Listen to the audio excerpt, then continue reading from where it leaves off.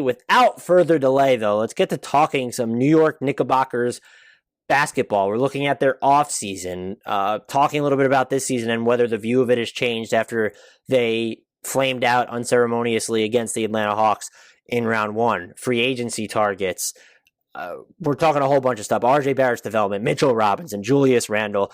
It was really fun. So let's get to Jonathan Macri and Andrew Claudio of Knicks Film School. What is crack-a-lackin', Hardwood Knocks listeners? I am Dan Favale coming at you without my treacherous co-host, Adam Frommel. I am, however, super pleased and excited to be joined by the folks from Knicks Film School. We have Andrew Claudio and Jonathan Macri. You have heard their Twitter handles in the intro that I just recorded before we actually dropped this podcast. So check them out on Twitter and be sure to check out the Knicks Film School podcast. That's spectacular. I was on it once for some reason. I think they were slumming it that day, but it was a lot of fun. So check them out, YouTube, where all your podcast players are. They have the Knicks Film School letter. It is dope as F. Gentlemen, how are you doing today?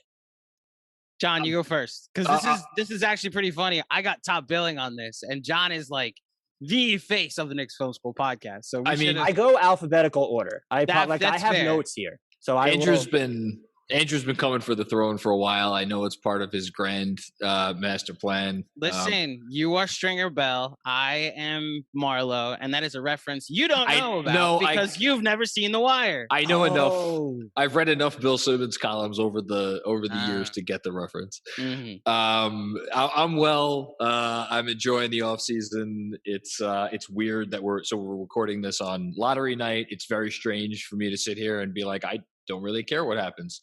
But it's a good strange. I'll say that. Top billing Andrew, how are you doing? I'm good. I echo about lottery night that for once I haven't cared what time is the lottery. We're not planning any content around the lottery tonight. You know, we're from 2 years ago. We pretty much shut down a bar in Midtown Manhattan with the largest capacity crowd that ESPN came because it was the Zion draft, and just 2 years later I might not even watch it. It might be driving while it happens. I'm sure I'll have interest in it, but it's weirdly a optimistic time for Knicks fans.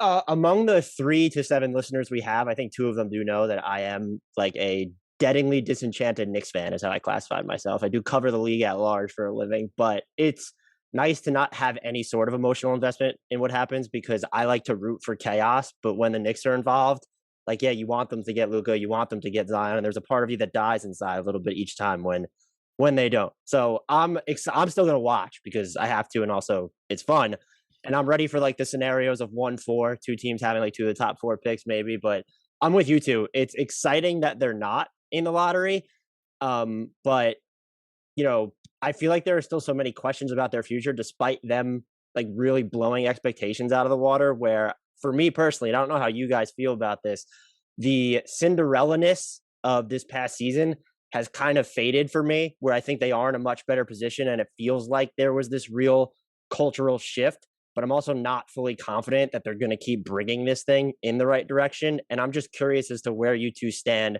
following everything, the regular season, what happened in the postseason.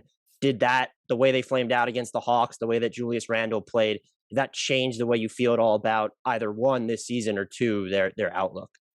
I mean, the Cinderella-ness to me of it was most relevant because as the, you know, all due respect to the Timberwolves and trying to think, I guess the Suns for large portions of the last 20 years, like the Knicks have been the laughing stock of the league for 2 decades.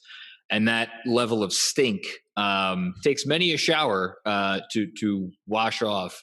And this season washed it off. But that only matters if you nail the next steps, which is where we're at now. I think the other part of it that the playoff series kind of dulled it is like, you know, so why do you need to wash off the stink? You need to wash off the stink so good players want to come play for your team, right? Okay. Well, that's helpful. Not a great free agent class.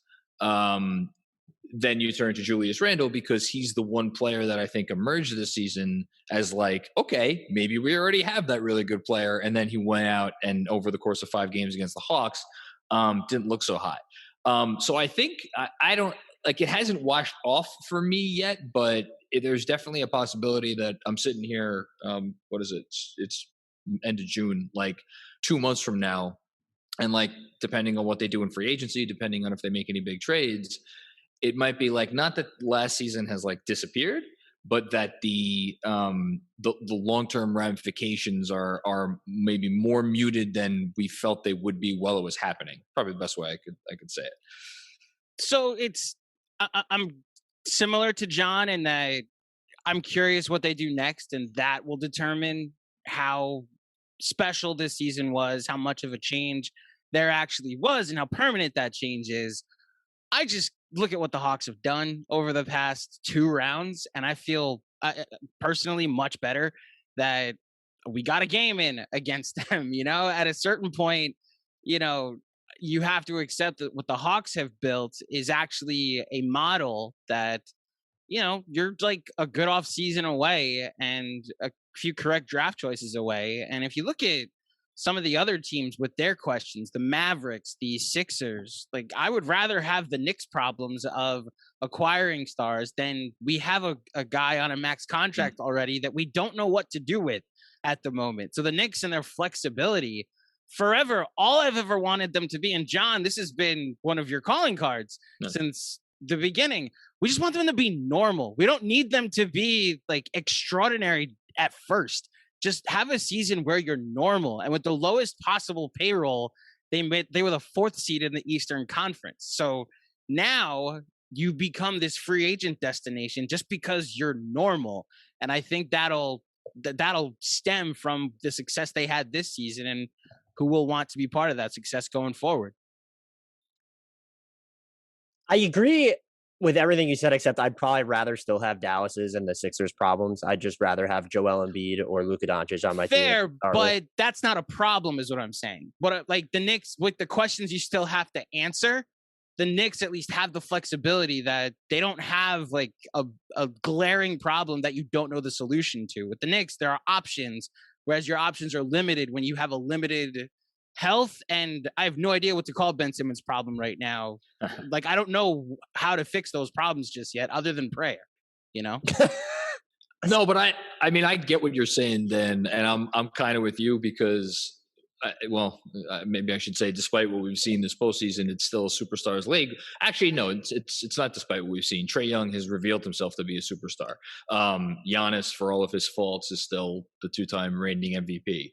Paul George is reminding us that hey, he's pretty damn good when he gets out of his own head, and then Phoenix has Booker, and Paul will hopefully be back. But like, it's still a stars league. All those players I mentioned still have a higher ceiling than anybody on the Knicks right now. They need to get that guy. It's easier now for them to get that guy than it would have been a year ago. But they still need to go out and do it. And I think that's probably their real test in looking at to see how much they've changed, because this summer, free agency, you're not getting that guy because he does not exist. Even if Kawhi Leonard wanted to leave LA, we don't know what that ACL injury is right now at this recording. And there's a chance that a good chunk of his season next year could be in jeopardy. And now he's just had a lot of problems with that right leg. And are you going to go out and either maintain your cap flexibility, or are you going to throw these like largesse offers at other free agents that are, at second tier at best, but you get to the third tier of free agents pretty quickly. And so I'm jumping around a bit from the outline I sent you, but what do you expect them or want them to do in free agency? Do you think that this is going to be a team that's linked to the sexiest names that are out there, which is, I think Lonzo Ball is the one that's been linked to them since before the trade deadline? Or do you think that they're going to be really about preserving their powder for 2022 free agency, which, that'll be the last summer before, if RJ signs an extension, that you're working with a smaller cap hold with him. And then presumably you have Julius Randle on his next deal after that summer as well. I mean, I think I think they will, not to jump to another one of your questions in that line. I think they're going to sign someone to a multi-year deal this summer. And I think that player is going to be, a name guy.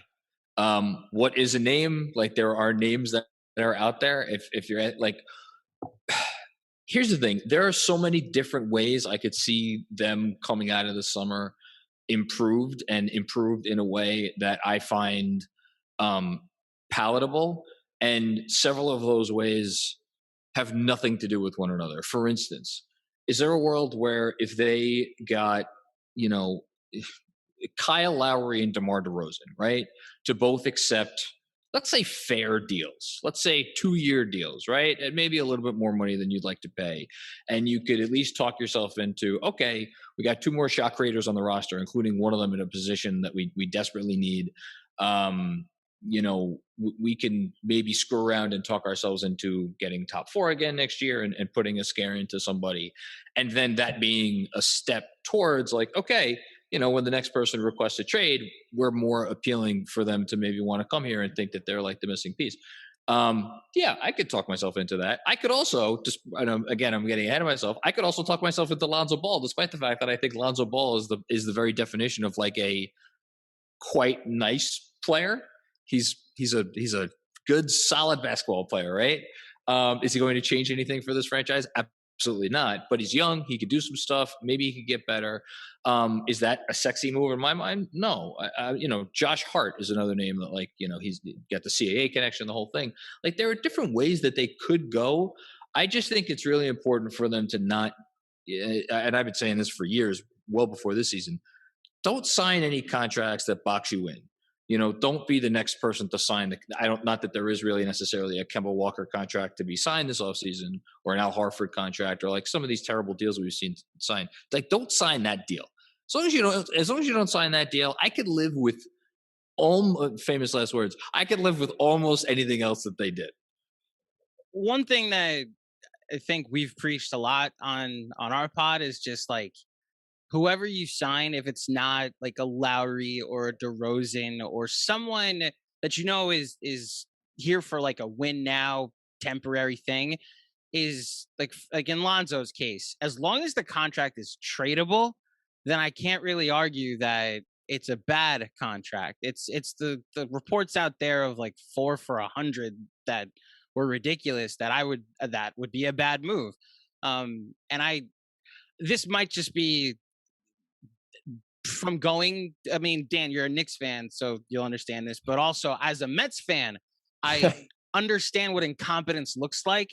Just having a front office that seems to know what they're doing and walked away from Gordon Hayward when the price got too high, walked away from other potential trades or free agent signings, but when the cost got too high, like having the structure in place, they kind of have my full trust on this. And like John said, if it was Lowry and DeRozan and we're just getting the 2017 Raptors back together, awesome. If they do pull the trigger on a superstar thing and go after Dame or one of these other big stars that forces their way to the Knicks, and that's an element of this that I've been thinking of as far as like, do I see whether it fits or not?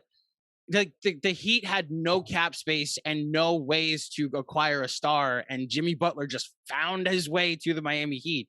If a guy wants to come play in New York, he will end up on the Knicks. Like that's how this league works. The players control everything, and it's why I have much more confidence now that they have this front office in place, especially more than I did 2 years ago, the last time we had a big offseason full of stars moving places. Yeah. I agree with I'm a big fan of create cap space when you need it. Mm-hmm. Like, you know, especially if you're a team that still wants to be good. Where I might waver on the faith in the front office is I feel like the decisions they made last summer and the extent to which they were involved with Gordon Hayward was worrisome to me to begin with, but they did walk away. I think it's a lot easier to do that when you're coming off a season in which you won at a, 25 win pace versus a 47 win pace or 48 win pace, whatever they're at this year. They've had that like taste of success. And I worry about Tibbs like barking in the front office's ear about wanting more talent there. That being said, I think I would spend multi-year money on a guy like a Josh Hart, where it's plug and play, helps you on defense, helps you space the floor. I do want to ask you about Lonzo quick before I ask what would be your ideal targets for outside of Lonzo. What is like you mentioned 4 and 100. I think he's very likely going to get at least 4 and like 84. I feel like is going to be his minimum.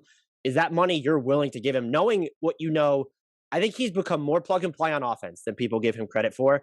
I don't see the ability for him to drive in actual offense. He just doesn't have that half court, I don't want to say feel, but that attack mode. He's just can't shoot on drives. He's not going to run pick and roll. And this team needs that. We saw how important Derrick Rose was to them this season, which, look, fantastic. But the fact that you needed Derrick Rose to be that good in the year of 2021, that scares the hell out of me. And so I'm just curious as to what would be your walk away price with Lonzo Ball, or do you just not even, if you had your druthers, do you just not even think that that should be someone who's close to the top of their free agency list? It's such a tough question to answer, because if he's not at the top of their free agency list, who should be? And then you're gonna ask, okay, well, if it's somebody else, well, what are they getting? It's like, all things being equal, would I rather spend 4 years and $84 million on Lonzo Ball or Spencer Dinwiddie? 4 years and $84 million on, and not saying that these guys are necessarily in the same price range, but like, Norm Powell is another guy. And then you talk about some of the older guys. Like, I completely agree with everything you said on Lonzo. We're completely on the same page as what kind of player he is. I think there is still maybe some shooting upside there, and I wonder if there's a little bit of pick and roll upside as well. I mean, it's funny to say that about a player who is now entering his 5th season. Like, you should know what this player is already. At the same time, he spent his 2nd year in the league on the same team as LeBron James, and he spent his last 2 years in the league on the same team as Brandon Ingram and Zion Williamson. And obviously, he was with Ingram, before that in LA. I guess if some coach like Tibbs came to him and like, look, I need you to do more stuff. Like, what can he do it? While I on one hand feel like maybe that's not necessarily what he wants to do, I'm also not willing to say that he can't do a little bit more. So I guess it's funny, I'm not in love with Lonzo, and at the same time, I'm like, I like Dinwiddie. Like, Dinwiddie's kind of always been my guy. I'm a big fan of Spencer Dinwiddie. The injury is what the injury is. Hopefully he'll be all right. But again, it's like, okay, you're going to sign a guard who we know can't really shoot. That's great for the regular. I think they'd be fine in the regular season with Spencer Dinwiddie, and maybe even a little bit in the playoffs. But I think we're seeing now in the playoffs, it's like defenses will figure out a way to make that weakness, like exploit it in a large way. So how many years do you give that guy? How tradable is that contract? Like, at least Lonzo, I know if we sign him, I'm pretty sure he's always going to be an asset, as long as it's not too much higher than the number you said. So that's kind of my take on my lukewarm take on Lonzo. So there's two sides to this for me. One is the restricted free agency part of this, and the recent article in The Athletic. 4 for 84. Yeah, I think I'd learn to live with it. I'd talk to myself into Tim Hardaway being such a ringing endorsement. Oh, but if he's productive, then I'll figure out a way to be like, okay, like, who else were they going to pay? They improved the team. I just think they're going to have to overpay for him because of what Zion has said. Like, they're going to need to try and keep him happy while he's in New Orleans. And by all accounts, he would like to have Lonzo Ball on the team. So if 4 for 84 ends up being the number and they get him for that, I'll live with it. There's a second part of this that like, the worst thing that happened to the Knicks in the playoffs was like seeing how Reggie Bullock couldn't take advantage of Trae Young. Yeah. And now every Knicks fan is like, we need a guy that can take advantage of Trae Young. We need a guy that could dribble. And it's like, or you play a different team in the playoffs next year, and Lonzo's actually helpful in that series. You shouldn't just look to beat that one team, and that every year you're going to have the same type of playoff series. And I think Lonzo, if you look at him as a replacement for Bullock and not your point guard of the future, that's actually a he's a solid perimeter defender. He's a solid passer. If you're looking at him as somewhat of a combo of what you got from Alec Burks, so I think Alec Burks is much more dynamic offensively, and then a replacement for Reggie Bullock as a shooter, like, Lonzo's up to 38% from three. I don't see how that's a problem. And then you can still go shopping for a point guard. So as far as the number is concerned with Lonzo, I think whatever the Knicks offer, the Pelicans will match anyway, just to keep him happy, unless they get ridiculous with it. So 4 for 84, to get back to answering your question, would be the number. And I'm curious to see if that even gets it done. Yeah, anyone who listens to this podcast knows I'm like a big fan of sabotaging other teams. So I would, if you think the Pelicans are going to match, you throw out the close to max offer sheet and you fuck with their cap sheet. That's a big fan of doing that. I love that Giannis waited for every team to go through the free agency process last year before signing his supermax, and that really screwed over Miami. Love it. I love that type of gamesmanship. Lonzo, I think though, for them I like what Tibbs could do with him defensively, because I don't think right now you look at him as the one, like a good one-on-one defender. Yeah. And just like kind of looking at what happened with Randle and how like much smarter RJ Barrett seemed in year 2 as a defender, and even what they got out of Bullock, like the breadth of assignments that Bullock covered this year was just incredible. I would be excited to see Lonzo Ball defensively. I don't think he's a good fit for the offense unless you think signing him infers that the Knicks are actually going to run, because that's where Lonzo Ball, and that's why you can maybe get excited about it. But because of this, like, I don't know that the dynamics are perfect or that we could read into what his signing would mean. If it goes beyond what I think it's going to be, like that average annual $21 million a year, that's my walk away point as a fan. I want Lonzo Ball to get all the money in the world. Big fans of players getting paid at teams' expense. I don't care about billionaire pockets. But for the Knicks offense specifically, there are too many questions about his fit aside from the shooting. It's wild. You know, John mentioned this. What his shooting's up to 5 years into his career, what the biggest concern was for him coming in was that jumper. I don't even care about that. It's whatever you want to say about the form, how much has changed, how wonky it still looks. His shooting's not the issue. It's when you put the ball in his hands, or if you need to put the ball in his hands. I don't know enough about how the Knicks will adjust their offense with him to think, yeah, you know what, just go in and be the team with the most aggressive offer sheet, because he will help you.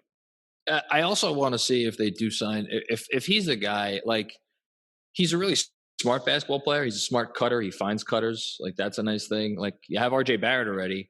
RJ Barrett, I feel like, not that he's been wasted for 2 years, but he's a guy that likes to duck in for cuts and whatnot. And I feel like they have not at all built a team that is good at like that type of stuff. So if you get Lonzo and he's one more piece, like, do you, like, because you have a lot of money to spend, do you get another guy in the offense who could maybe facilitate that sort of you know, I don't know what you'd want to call that, smarter offense, opportunistic offense. But that's just not how they played it all this year. So, like, to your point, it's just tough to see how it would look on the Knicks next year. It all goes back to me for who the point guard is. I think Lonzo next to Eric Bledsoe looked average, which is, you know, props to him for even being able to look average. I think if you put him next to a better point guard that, I mean, you mentioned how Lonzo looks in the offense with the Knicks. I have no idea what the Knicks offense is. A lot of it was just Randle do stuff, Derrick Rose do stuff, hit a bunch of threes, and for like 2 months they did. So that's how they ended up as the 4 seed. I'm curious to see who the point guard is next to Lonzo, and I'm trusting that the powers that be that are much smarter than me also see that when it comes to evaluating what he is if they were to try and add him to this roster. I guess that's where I diverge, is if you have to pay him that much money and still need a point guard, like, you're just not set up to pay him right now. There are certain teams that I think are. Is there, and I'll preface this with mine, I think it's been people I've talked to, they think it's a wildly unpopular theory, but I'm a big fan of keeping things fluid in New York, because I don't know, you know, if you give out 4-year deals to a guy like Lonzo, I don't think it's the end of the world, but I just don't know enough about what these Knicks are going to do long term. I'd like to see them just throw a 2-year max at Kyle Lowry and see what happens. 2 years, I think it's like a little bit over 80 million it amounts to. That's a ton of money that he's not going to. Maybe someone gives him 390, but I just think that I'm sorry, a weird notification just popped up on my screen that's tripping me up. But that would be the route I'd like to see them go, because it's an overpay, but it's such a smart player who gives you a lot of what you need. And you do keep things fluid, where in 2 years, when RJ Barrett's next contract starts, when Randle's in, you know, year 2 or year 1 of his next contract, whatever it's going to be, you're still in position to change up some things. Where I do think if you went aggressively after a Lonzo Ball, or maybe they just don't want to go aggressively after anyone, you might be pigeonholed into something else. But I'm just curious as to, alternatively, what's your, you know, 1 or 2 free agents? And I'll start with you. Let's start with Andrew first this time. Is there like a guy out there that you're really hoping to see them go after? You said the guy Lowry. I don't know about 2 for $80. But you wouldn't just give him a 2-year max and like.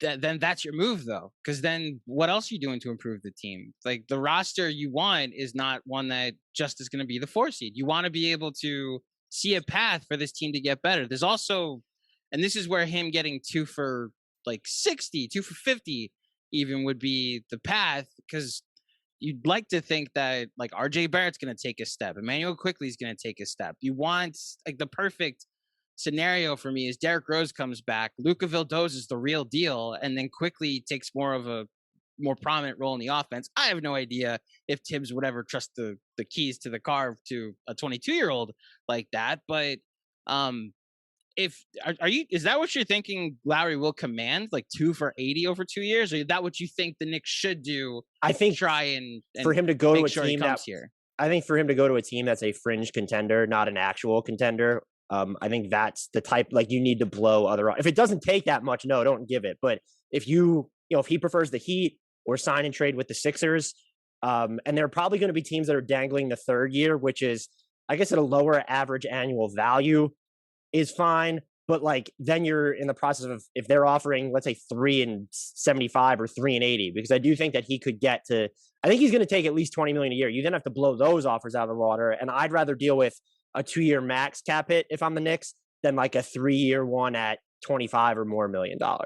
Then I don't know how popular this is, but especially after the injury concerns we've seen in the playoffs. But if you're going to throw 40 million a year at somebody and that's the plan, it's Chris Paul. Like, I'd rather bring the point guard in here and have him play in New York with his former agents. And that's like, why can't the Knicks be what the Suns were this year? Probably because Devin Booker isn't on the Knicks, but the point is, why can't he elevate the ceiling of the Knicks the way he's done every single team he's ever been on? I almost wonder, look, I'm not saying Kyle Lowry is Chris Paul, but I do think this past year with what happened to the Raptors, I mean, I feel like I personally didn't pay enough attention to the fact that they were playing in a city that was whatever in Tampa, yeah, 2,000 miles away, or whatever it is from 1,000. I don't know, my geography is terrible. But like, they clearly had the season from hell, and if you look at how they operated down the stretch of their season, organizationally they were fine with like, we're just gonna like try to get as good a pick as we can and wipe our hands of this thing. I think it's caused us to maybe not forget what Kyle Lowry is, but like, if you would have said before the season, if you would have asked the like Chris Paul or Kyle Lowry question, for, who would you rather give, 3 guaranteed years to following this season, I think, based on maybe some of the injury stuff with Paul, you would have at least thought, like, had a discussion with yourself in your head. You probably would have still picked Paul. And now obviously Paul has led the Suns to the conference finals and Lowry didn't even make the playoffs. Like, if I could get Lowry for 2 for like 55, which is what personally I think you can get him for in New York, maybe 2 for 60, that elevates your ceiling, I think, so much more than any other single free agent signing you could make this summer. And then if you could just add like one more semi-dynamic piece, even if it's like maybe potentially through the draft, like I don't know who that other piece is. Oh, maybe it's Josh Hart. Speaking of things that were recently said on podcasts. But like, yeah, I'd be cool with Kyle Lowry. I love Kyle Lowry. Kyle Lowry, like, how many times last year were we all sitting here and we're like, if the Knicks had a real point guard, they'd be a 50-win team. That's the thing about Lonzo that I think also gets lost, is literally anybody but number 6 is an upgrade over what the Knicks have. So as a result, I think Lonzo for 4 for 84 is like, well, he's not number 6. Can't be the evaluation of why you do it, because like John isn't number 6. And there were moments where I think you could have put up, if not better, at least the same production as number 6 last year. Yeah. When you look at their own free agents, and I think this is probably something that's just undercovered about them, everyone assumes they have all this cap space, and like, they do. And the cap holds on these guys aren't huge, but you do have, I would say, 2 fairly important free agents in Alec Burks and Nerlens Noel. You don't have bird rights on. It's like, that's going to, based off what they were paid this year, it's going to probably take cap space if you want to re-sign them. You also have Reggie Bullock. You have early bird rights on him. I think he gets the full MLE from somebody, which would then lead me to believe that they're going to have to use cap space to re-sign him too. You do have Derrick Rose, which he's going to command less than his cap hold, or maybe right around his cap hold. But is there, of that group of their own free agents, who do you, John, view as the most must keep? I will preface this answer by saying it obviously it depends on what else they do, but on the surface, it's obviously Derrick Rose. He was if they didn't have Derrick Rose in these playoffs, they would have gotten swept and with an average margin of defeat by 20 points. He was the only thing that was keeping them in a lot of those games. And he was there. I mean, if you look at the on-off numbers, he had the best on-off numbers of last year. He is so important to everything that they did in terms of juicing the offense. Like the difference between the first half of the season and the second half of the season was there were so many times, over the first 40 games or so where you just how is this team scoring another bucket? With all due respect to Julius Randle. And then Rose kind of helped solve that problem. That said, if they sign Kyle Lowry, does Derrick Rose become as essential? Well, Lowry plays 30 minutes a night. You figure Emmanuel quickly, they're going to give him maybe a little bit more ball handling duties. So Derrick Rose is the answer right now. I think between Burks and Bullock, I'm also a Bullock guy first and foremost. I think there's a lot of fans out there who feel like Burks is more important because he could put the ball on the floor. He could play point guard in a pinch. But I am not reading too much into the Atlanta series. Reggie Bullock was massively important to this team this year. And his shooting, and it's not just you look at his shooting percentage and whatever it is, 41, 42%. It's a quick release, and he's not a movement shooter, but he also relocates, and he really, when he was going, that's what brought their offense to another level, almost as much as anybody else on the team. Noel, I don't think they need to bring back, to be honest with you. I think Burks, we'll see what else they do, but I thought Burks was really important for them too. But we'll, Rose, then Bullock. The easy answer is that. I think I'm just not interested in telling me how irreplaceable a center is in 2021. I think Mitchell Robinson coming back is an option. Taj Gibson, I'd honestly put as a more important free agent than Taj. Of course, Taj. Taj Gibson, I would rather have him back as the backup center or as in the third center on this team. And who knows what they do in the draft if it's getting someone that can be a backup center to Mitchell Robinson, who will inevitably end up playing important minutes because Mitchell Robinson just cannot stay on the court, unfortunately. I would hope that Emmanuel quickly evolves into what we got from Alec Burks this year. Your hope is that he's your spark off the bench that gives you that type of instant offense. We'll see if these new rules about unnatural shooting motions affect Quickly's production next year. But Derrick Rose, of those 4 or 5, is clearly number one. Plus, you want to talk about affordable contracts. I think if Tibbs came to him and said $100,000, but you get to play with me, he would consider it at least. So as far as I'm concerned, Derrick Rose 1, Bullock 2, just defensively and how streaky he was throughout the season. You want him back.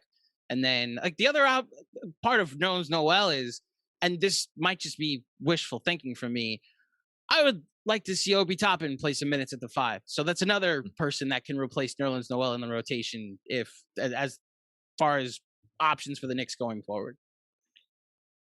I agree that centers are eminently replaceable, but given the injury Mitchell Robinson's coming back from, and I'd be curious to see what Toppin at the 5 lineups like who's your 4 in that situation. That's the tough part, is I also don't trust Tibbs to actually play Toppin at the 5. I'm just hoping there's a world where he's like, oh, wow, our most athletic player in the playoffs. We should have him on the court more often than he isn't.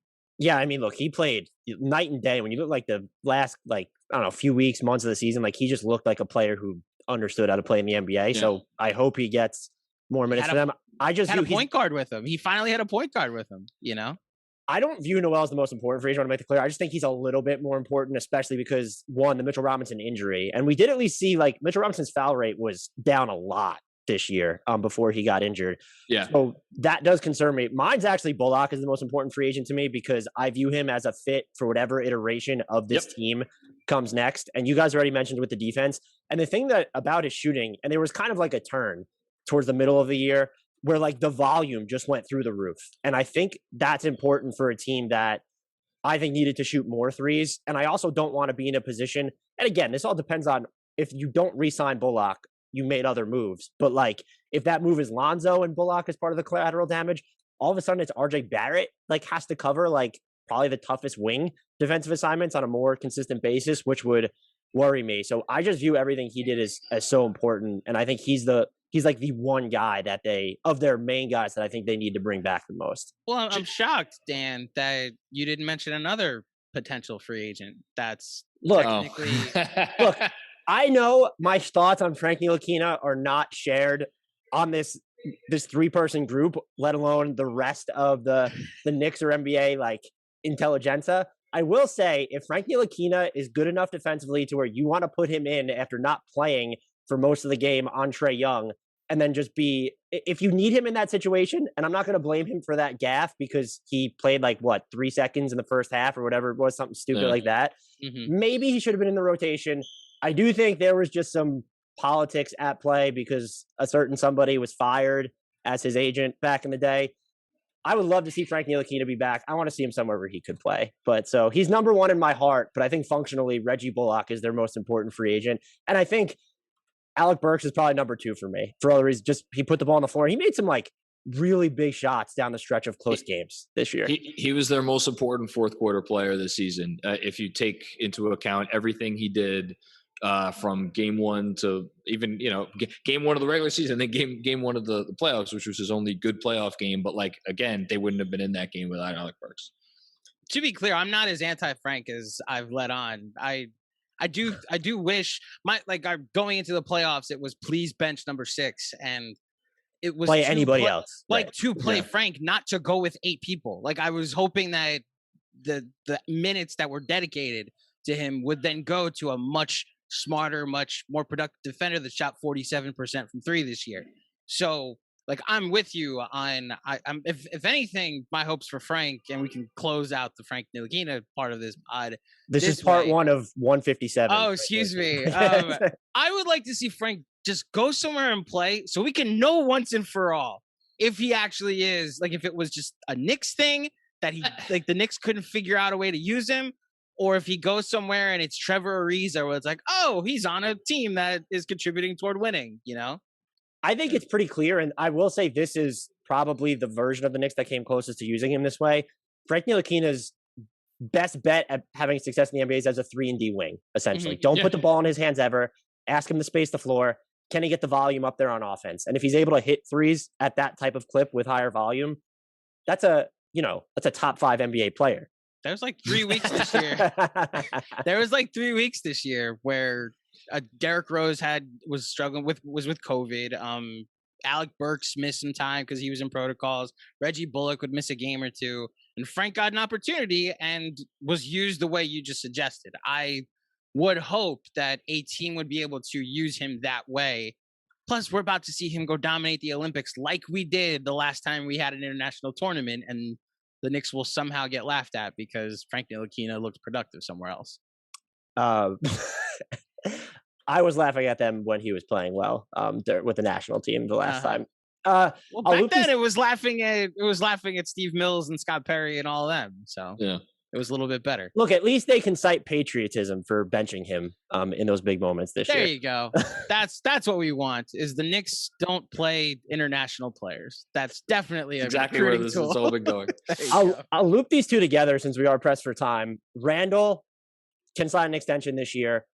John, did what happened in the playoffs give you any reticence about what you would want to give him? I think the number that was thrown out like publicly and then even behind the scenes was just 4 years and $100 million seems fair. Is that, a $25 million a year price point, something you're comfortable with? And there's also Mitchell Robinson's team option, which I think is even more interesting following his injury, because if you want to preserve flexibility, it's pick up the team option. Yes, he goes to unrestricted free agency next year, but the cap hold is so small, you could still pay him more if you need to.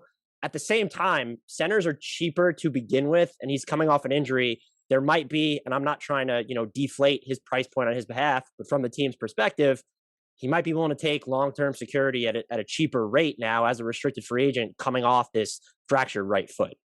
Yeah, I mean, the Randle question isn't really a question to me because they're capped at, as you just mentioned, they're capped at what they could pay him because it's 120% of what his salary is going to be next year, which is it tops out at like 26 million. If you factor in the bonuses that he got, which as I read the CBA, they should, that is what they can do. Like if you, okay, so he gets paid, 4 for whatever, something in the 1 teens, that makes him, what's going to wind up after like some other extensions are signed this summer. It's going to make him like a borderline top 50 player in terms of, pay scale in the league. Even the version of Julius Randle that we saw against the Hawks, he's worthy of being the 47th highest paid player in basketball. So that's, if he wants to accept an extension, whether it's 2 years, 3 years, 4 years, option, no option, whatever, give him all the money you can. The Mitch question is more interesting to me because the one thing that you didn't mention that's a possibility is they pick up the team option, so he plays next year for them for $1.8 million, but then they could still negotiate an extension with him. It's only the most that they could offer him, different rule than the Randle rule, but still there's a limit, is a number starting at, I believe, about $12 million a year. If I'm Mitchell Robinson and I just fractured my foot or whatever the hell happened, and I'm 7 feet tall and I've made thus far $5 million in my NBA career, whatever, and I've had to hand that over, some of that, to how many different agents? I know he's not handing per agent, but like, you get the point. I don't know if the Knicks are willing to give me 3 years at the most they could give me, or even 4 years at the most they could give me. I'd sure think about that. And then what I like about it is the Knicks could play hardball. And again, I'm not trying to, just like you want players to get paid. I too want players to get paid. But I also recognize the fact that, as you said, investing a lot of money in a center who has not really shown you much on offense. I mean, obviously he's a devastating lob threat, but like he hasn't added anything else to his game, at least outside of like mixtapes. Like they have Nerlens Noel who they can negotiate with. They know Taj Gibson could play 25 minutes a night. There are good centers in this draft where they're picking. We have seen teams of late. Look at Beef Stew on the Pistons last year. That dude walked right into the Pistons lineup and was like contributing almost from day one. Like, they have so many options. They don't need to feel like, oh my God, if Mitchell Robinson leaves an unrestricted free agency a year from now, we're screwed. So I say pay him $1.8 million. If you can negotiate an extension, great. If not, you can't. So as far as Randle goes, I'm big on sample size, and like there were stretches this year where, like, I'm looking at his game log now to find a specific one on the fly, but I would just tell you there were stretches this year where he had moments like he did, or like 5-game stretches where he couldn't make a lot of shots. And because the Knicks were so ISO heavy, it was tough for him to really get going.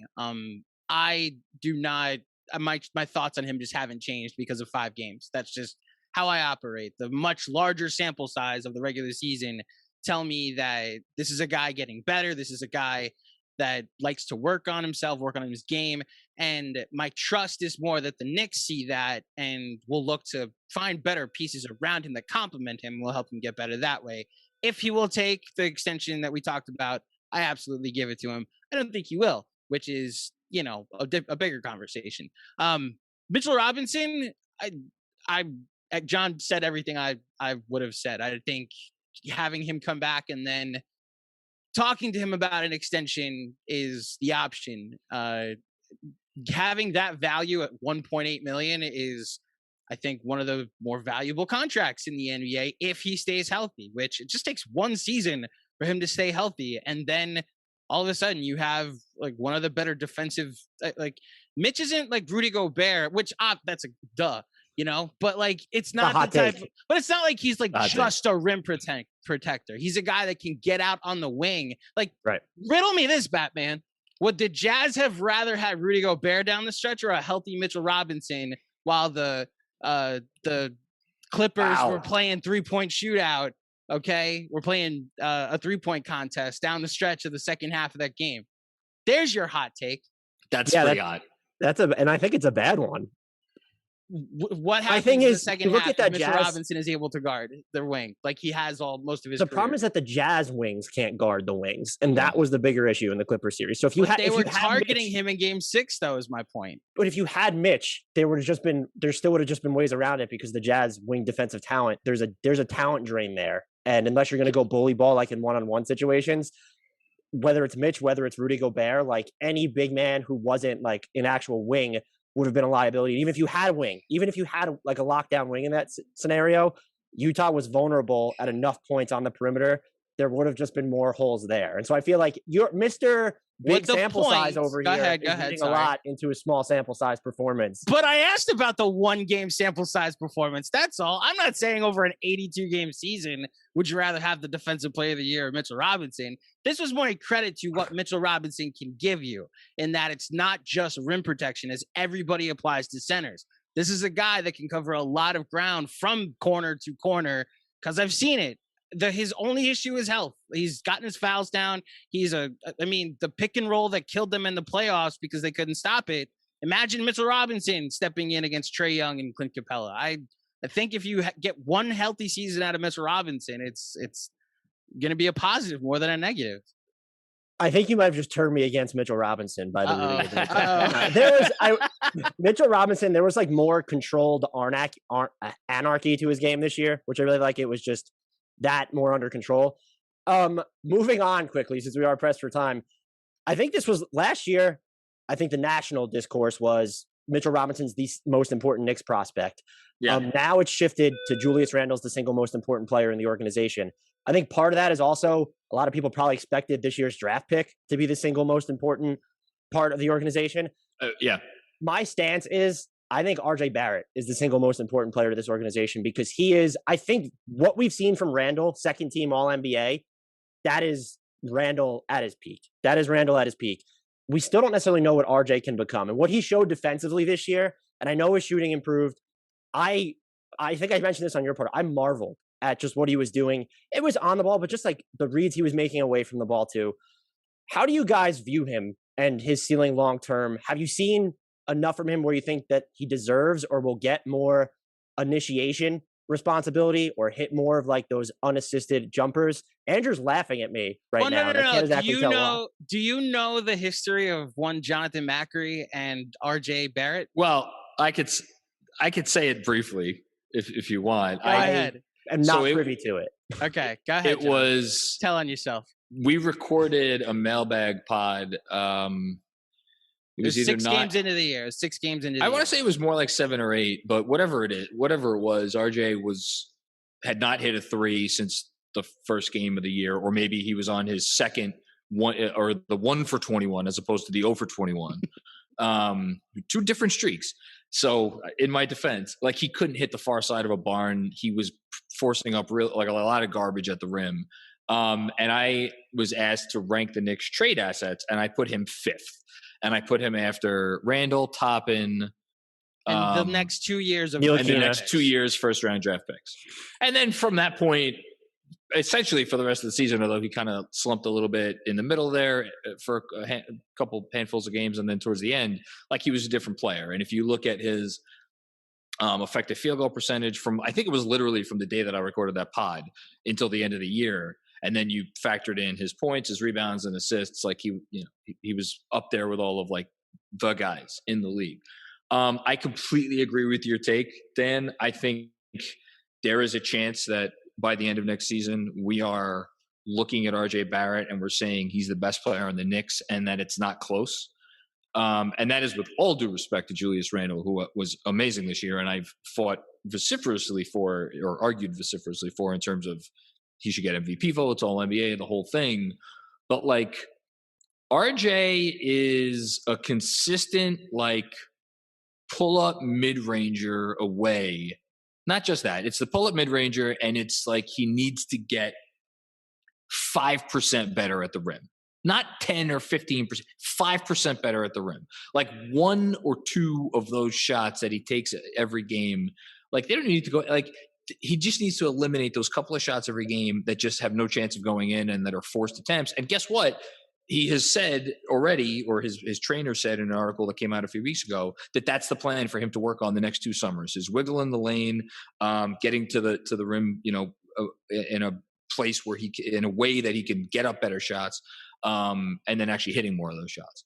And then the 3, like, we didn't see any, again, like, 3s off movement, no. 3s off the dribble, no. But, like, you saw some sidestep there, where he's doing a little stuff. Like, it's there. It's all there. He just needs to put it together. I'm so excited to see what he is next year. And then just since that was our last question, I just want to say, because we haven't mentioned his name, Obi Toppin, I can't, other than RJ, he's the guy I'm most excited about to see next year. He's another guy I think could take a big leap between now and next season. Yeah, I echo everything John said. I just wanted the hilarity of the shit John had to go through once he dropped that mailbag pod. And in the moment, I remember editing it being like, either he's really right and this is depressing, or this is going to come back to bite him. And then later in the year, when he was asked to re-rank them, he was like, I never said he was that low. And I intentionally put into the clip that we posted on social, like, recorded on January this. And John had to live it down. I did. RJ Barrett has done nothing but improve since he got into the NBA, and a lot of his rookie season struggles I attribute to the fact that David Fizdale was here, that there was 7 power forwards on the team that needed the ball, and he was just asked to stay in the corner. And this year he showed that when he has the ball in his hands and when he stays in the corner, he can be productive. And I, as John mentioned, am excited to see what that next level of improvement looks like next season. The few sidestep 3s that he hit made me excited. I'm more, when you look at the cadence of his game with the ball in his hands, I think there's a chance he becomes a really, really good playmaker for others if you give him the opportunity to do it. Yeah. This was great, guys. I know you have to get out of here. So, folks, follow them on Twitter if you're not already. Andrew Claudio can be found at AndrewJClaudio _, spelled exactly as it sounds. Check out John at JC Macri NBA. That's at JC MACRI NBA, and also follow Knicks Film School on Twitter, which is spelled exactly as it doesn't sound, at Nick Film SKOOL. Thank you guys so much again for coming on the podcast. Rest assured, I will be bothering you again in the future. Absolutely, Dan. Thank you. Can't wait, Dan. Appreciate you having us on. What's up, y'all? It's Drewski, and I've teamed up with Mountain Dew to produce a hilarious new basketball podcast called The Dew Zone with Drewski. Learn the backstories of your favorite ballers and celebrities like Jamal Murray, Taylor Rooks, Asia Wilson, and many more. You won't want to miss this. Listen to The Dew Zone with Drewski on Apple Podcasts, Spotify, and wherever you listen to podcasts.